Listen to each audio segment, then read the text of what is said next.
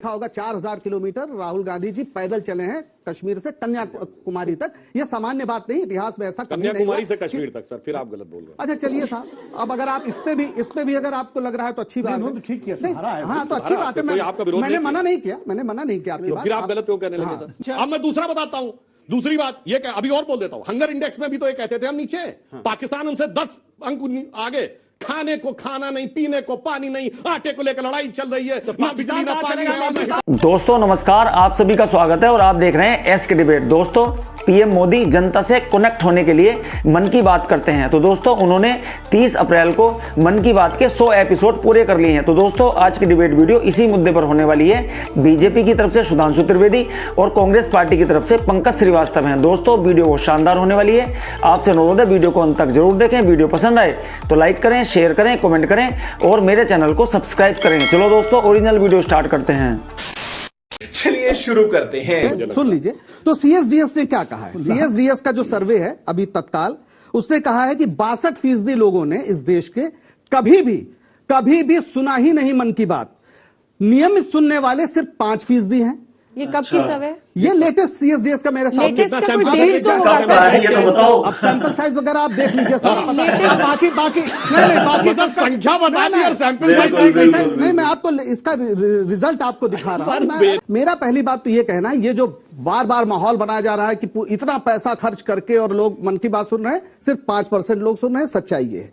दूसरी बात, हम अभी लगातार जनता के बीच जाने का आपने देखा होगा 4000 किलोमीटर राहुल गांधी जी पैदल चले हैं कश्मीर से कन्याकुमारी तक। यह सामान्य बात नहीं, इतिहास में ऐसा कन्याकुमारी से कश्मीर तक। सर फिर आप अच्छा चलिए साहब, अब अगर आप इस पे भी अगर आपको लग रहा है तो अच्छी बात है। हाँ तो अच्छी बात है। मैंने मना नहीं किया आपकी बात। फिर आप गलत क्यों कहने लगे सर? मैं कहाँ गलत कह रहा हूँ? मैं कह रहा हूँ कि इतना आशय तो आपसे हम समझने की उम्मीद करते ही हैं कि कश्मीर मतलब उल्टा समझ लेने की उम्मीद करते हैं ना। तो बहरहाल कहने का मतलब यह है कि जनता के बीच जनता के सवालों को लेकर लगातार जाना, और इस देश में जिस तरह से एक विषाक्त वातावरण बनाया जा रहा है राजनीति की ओर से, और राजनीति मतलब भारतीय जनता पार्टी और उसकी सरकार की ओर से, जिसकी वजह से सुप्रीम कोर्ट को कहना पड़ा कि हेट स्पीच इस देश में बहुत समस्या पैदा कर रही है और तुरंत उस पर एफआईआर होनी चाहिए। भारत के सुप्रीम कोर्ट को यह कहना पड़ा। इसका मतलब इस देश की जो सरकार है वो अपनी भूमिका को अदा नहीं कर रही है। तो हम जनता के बीच प्रेम और सद्भाव की बात, रोजगार की बात, महंगाई की बात, जो तमाम समस्या उन समस्याओं को लेकर जा रहे हैं, यही हमारा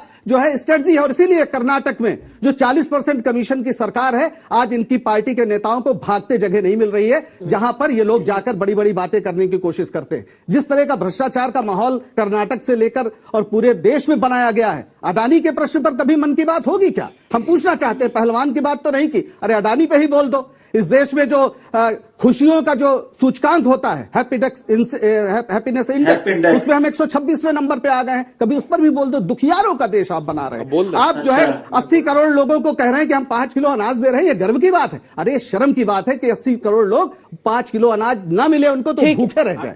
ये सवाल है। आपकी औकात बता रहा हूं सर, बुरा नहीं मानना सर।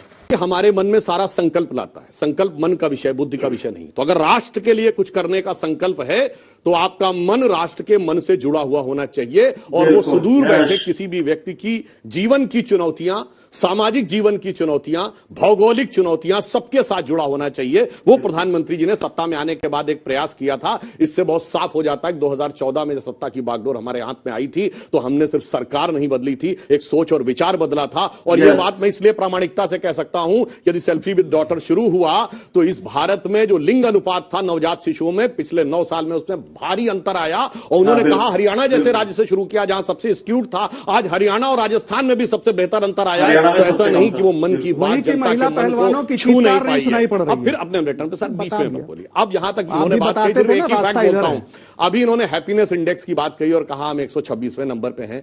मैं सबसे कहूंगा जाके चेक करिए ये कौन से लोग किस आधार पे बनाते हैं। हैप्पीनेस इंडेक्स में टॉप 5 में एक कंट्री है आइसलैंड, शायद 3रे नंबर पे। और जाके चेक करिएगा एंटी डिप्रेशन ड्रग्स की, उसमें वो नंबर 1 पे है आइसलैंड। अब ये कौन सी हैप्पीनेस इंडेक्स है कि जो एंटी डिप्रेशन ड्रग में लेने वाला कंट्री जो टॉप पे है वो 3रे नंबर पे होता है? मुझे लगता है ऐसे लोग हैप्पीनेस और सुनिए। अरे भाई मैंने बोला ना इंडिया कितने पे, क्या तरीका भाई डिस्कशन। और मैं एक और बात बता रहा हूँ, क्या तरीका भाई, पूछ रहा हूं प्रभु। मैंने कहा तो 126वें पे है, और जो तीसरे नंबर पे वो एंटी डिप्रेशन ड्रग्स में नंबर 1 पे है। अब मैं दूसरा बताता हूं। दूसरी बात ये अभी और बोल देता हूं, हंगर इंडेक्स में भी तो ये कहते थे हम नीचे, पाकिस्तान हमसे 10 अंक आगे। खाने को खाना नहीं, पीने को पानी नहीं, आटे को लेकर लड़ाई चल रही है, ना बिजली ना पानी है, और ना हिफाजत जारी, और कहते हैं हंगर इंडेक्स में हमसे आप कौन सी